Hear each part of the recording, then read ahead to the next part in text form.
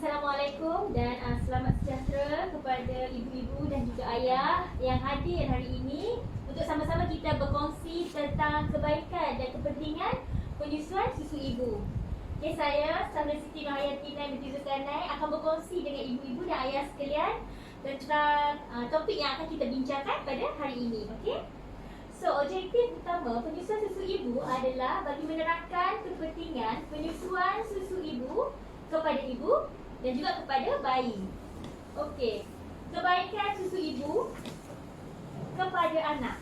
Okey, seperti yang ibu-ibu dan ayah dapat lihat di skrin sekarang ini, kebaikan susu ibu kepada anak merupakan pemakanan yang halal, sempurna, selamat, unik dan sentiasa diperolehi. Maksudnya mudah, mudah untuk disediakan, mudah dihadam dan dicerna, meningkatkan tahap kecerdikan, menguatkan sistem imunisasi, menajamkan penglihatan, mengurangkan jangkitan telinga, mengurangkan risiko penyakit otot, melindungi dari eczema ataupun penyakit alahan kulit, mencegah masalah sembelit serta mengurangkan risiko jangkitan saluran pernafasan, jangkitan paru-paru, nafas berbunyi dan selsema.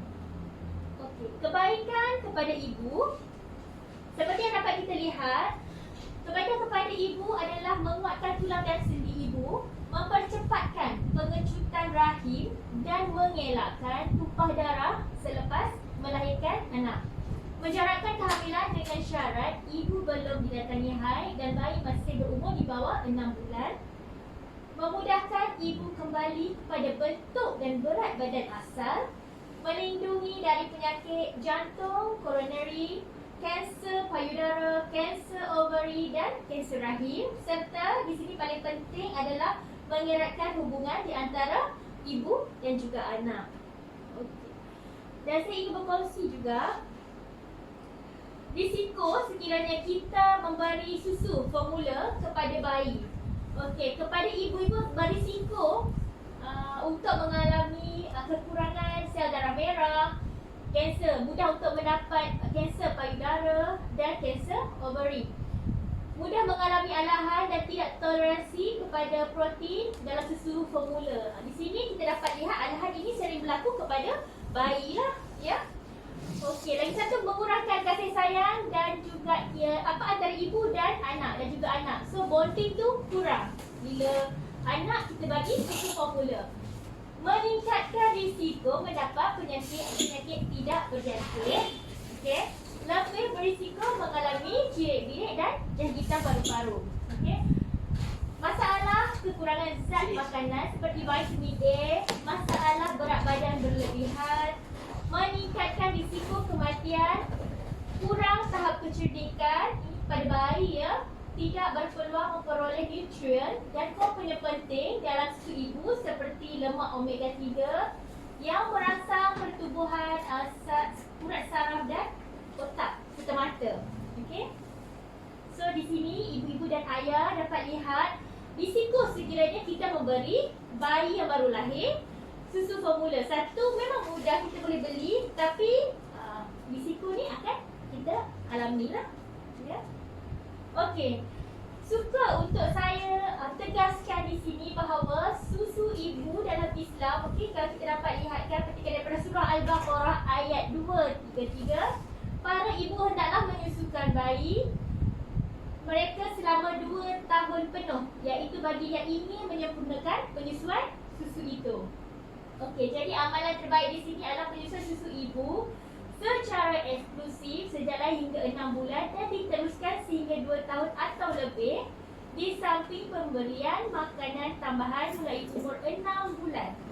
Jadi penyusuan susu ibu secara eksklusif bermaksud bayi hanya diberi susu ibu sahaja sejak lahir sehingga berumur 6 bulan tanpa memberikan makanan atau minuman lain, termasuk air masak lah di sini. Okey. Dan kecuali ubat-ubatan dan vitamin yang dibenarkan oleh pegawai perubatan atau profesional kesihatan. Okey. Sokongan dari insan tercinta. Okey, boleh saya tahu di sini ibu-ibu dan bapa, siapakah insan yang tercinta ni? Agak-agak. Suami. Ya, betul. Betul puan. Sokongan dari usaha adalah suami sendiri. Di sini terlalu banyak untuk saya kongsikan galakan dan sokongan moral yang perlu diteruskan daripada suami dan ahli keluarga terdekat adalah sangat penting ke arah kejayaan pemberian penyusuan susu ibu. Okey, menghormati dan faham keputusan isteri atau ibu dalam memberikan permulaan yang terbaik bagi bayi. Sedia dan belajar mengenai penyusuan susu ibu. Tingkatkan pengetahuan mengenai penyusuan susu ibu sebelum kelahiran berlaku. Hadir bersama isteri ke sesi pendidikan mengenai penyusuan susu ibu seperti ayah kita sekarang ni yang turut sama memberikan sokongan yang terbaik dan bagi menjayakan penyusuan susu ibu. Terima kasih kepada bapa yang sangat memberikan yang terbaik, sokongan yang terbaik ya. Berbincang kepada isteri, pekerja kesihatan, ahli keluarga dan sahabat handan yang berpengalaman mengenai aspek-aspek praktikal penyusuan susu ibu. Memberikan sokongan sepenuhnya dan pastikan isteri berehat secukupnya, makan dan minum yang sihat. Banyakkan bersabar, terima dan fahami perubahan hormon dan emosi isteri. Ini sangat pentinglah ya. Kadang-kadang susu susah nak keluar. So ayah perlu memainkan peranan bagi membantu emosi isteri stabil. Okey. Okey, selepas bayi menyusu, ayah perlu memainkan peranan dengan mengambil bayi, sendawakan, bantu isteri menjaga bayi, mandikan bayi dan menukar lampin serta pakaian. Okey. Okey, kita ke next slide seterusnya. Okey, di sini kita dapat lihat memulakan penyusuan susu ibu. Okey, seperti yang setia maklum. Dekat sini saya ada bayi. Okey, bermaksud memulakan penyusuan susu ibu, pertama sekali sentuh kulit ke kulit. Okey, B to B, body to body lah. Okey, mulakan sentuhan kulit ke kulit seterus selepas kelahiran untuk melindungi bayi dari jangkitan bakteria yang berbahaya. Amalan ini mengeratkan perhubungan kasih sayang antara ibu dan bayi, memudahkan permulaan penyusuan susu ibu. Teruskan sentuhan kulit ke kulit sehingga 3 hari selepas kelahiran. B2B ini juga, sentuhan kulit ke kulit ini juga penting bagi merangsang ibu untuk mendapat orang kata aura sebelum memulakan penyusuan. Okey? Jadi, memulakan penyusuan awal seperti dapat dilihat memulakan penyusuan apabila bayi sudah bersedia. Sebolehnya dalam masa 1 jam selepas kelahiran.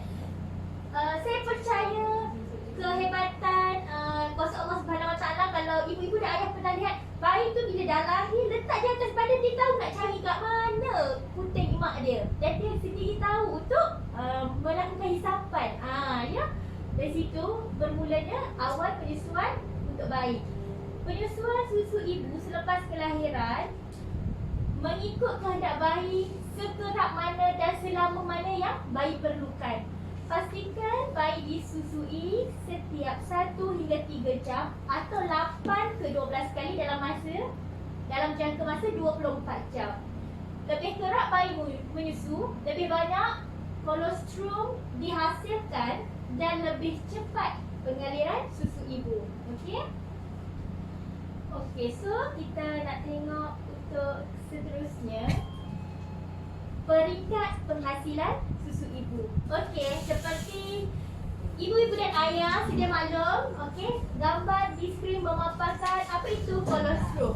Okey, kolostrum adalah susu awal yang mula-mula sekali dihasilkan oleh ibu selepas ibu melahirkan salin. Boleh dihasilkan seawal 4 bulan usia kandungan ya.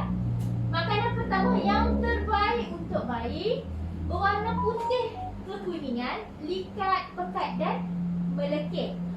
Kaya dengan protein, antibody, vitamin A untuk mencegah sebarang jangkitan, mencegah jaundice dengan mengeluarkan meconium, najis hitam awal bayi, yang warna hitam tu. Okey. So di sini ibu dan ayah boleh lihat, okey, contoh susu kolostrum dan susu yang matang. Okey.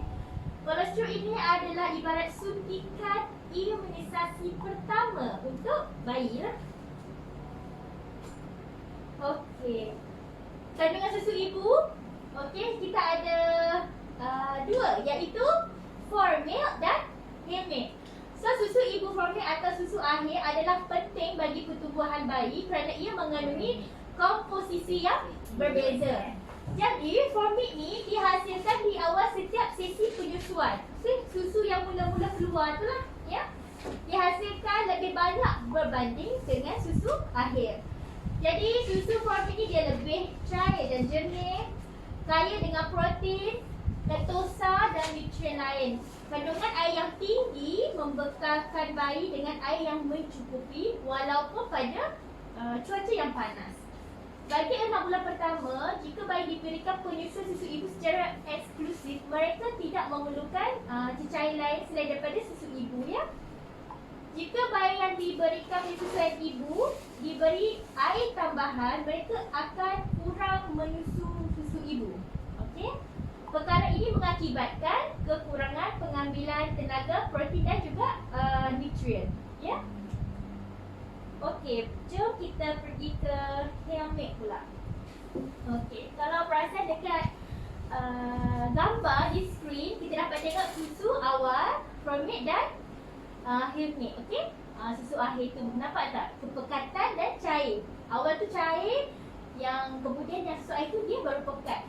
So, apa itu susu akhir ataupun hair milk? Dihasilkan pada akhir setiap sesi penyusuan, lebih pekat dan keputihan dari susu awal, tinggi kandungan lemak dan tenaga, kalori untuk memberikan rasa kenyang kepada bayi.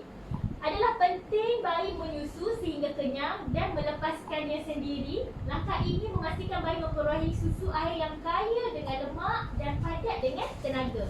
Jadi, ibu kena menyusukan bayi dalam keadaan yang sangat bersedia, yang sangat bertenang. Tak boleh tengah-tengah sibuk, tiba-tiba buat rumah dengan itu. Nampak tak, ya? Ibu kena dalam keadaan yang bertenang dan bersedia, ya? Pastikan bagaimana mengetahui susu ibu mencukupi untuk bayi. Pertama, berat badan bayi akan bertambah setelah penurunan berat badan selepas kelahiran. Bagi 6 bulan pertama, berat badan bayi akan bertambah sekurang-kurangnya 500 gram setiap bulan atau 125 gram setiap minggu. Jika kenaikan berat bayi kurang dari 500 gram sebulan, ini adalah tidak mencukupi. Jadi kiranya kalau tidak berlaku pertambahan berat badan, bermaksud sama ada ibu punya cara penyusuan tu posisinya tak betul lah, kita risau yang itulah, ya. Kedua, kelihatan berpuas hati, tenang dan tidak mengusut setelah menyusu. Setelah merasa puas dan kenyang, biasanya bayi akan melepaskan buah dada, gunting buah dada ibu tu dengan sendirinya. Okey? Manakala bayi akan kerap menyusu dan ada kalanya akan bangun pada waktu malam untuk menyusu. Okey, keadaan ini adalah normal lah bagi semua bayi, ya. Dan yang ketiga, lampin basah dalam masa 48 jam selepas kelahiran. Bayi kebiasaannya hanya mempunyai 2 atau 3 lampin basah. Jadi dalam 2-3 kali je lah kita tukar lampin bayi.